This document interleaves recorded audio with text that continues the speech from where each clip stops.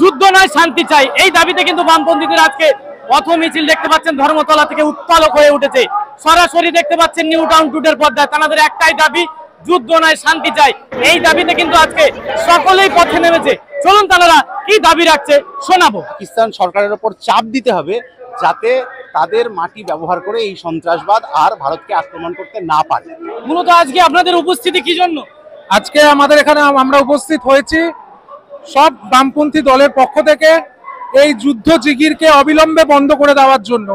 কারণ এই যুদ্ধ জিগির যদি চলতে থাকে তাহলে শুধুমাত্র যুদ্ধ কোনো রকম কোনো সলিউশন আনে না, দুই দেশের মানুষ ক্ষতিগ্রস্ত হয়, সাধারণ মানুষ।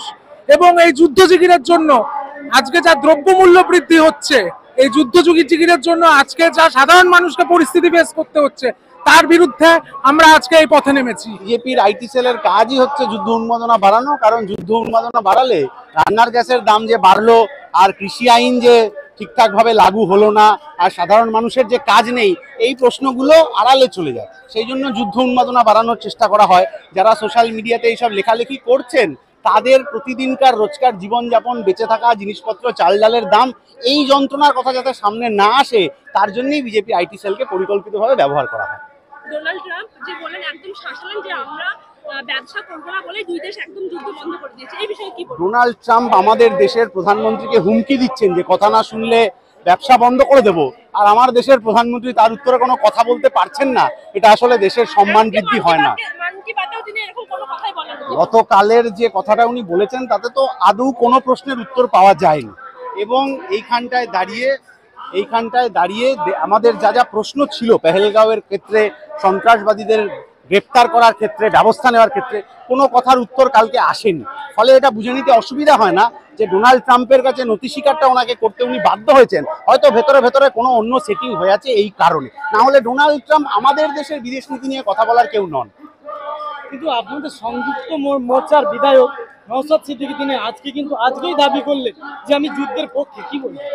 আমরাও যখন ঘটনা ঘটেছে তখন আমরাও বলেছিলাম যে কেন্দ্রীয় সরকার সমস্ত ব্যবস্থা নিতে পারে, আমাদের পার্টি তার পক্ষে রয়েছে, এটার মধ্যে কোনো অসুবিধা নেই। কিন্তু বিজেপি বা কেন্দ্রীয় সরকার এই প্রশ্নের জবাব দেয়নি যে এই যে সিজ ফায়ারটা হলো সেইটা ডোনাল্ড ট্রাম্প কেন ঘোষণা করলেন, সিজ ফায়ারটা হবে এটা কে ঠিক করলো, কেন ঠিক করলো? আচ্ছা, সিজ ফায়ার হওয়ার সময় ভারতবর্ষের যে সৈনিক ওই দেশের হাতে গ্রেপ্তার হয়ে আছেন তাকে ফেরত আনার ক্ষেত্রে কি ব্যবস্থা করা হলো, এই সমস্ত প্রশ্নের কোনো জবাব পাওয়া যায়নি।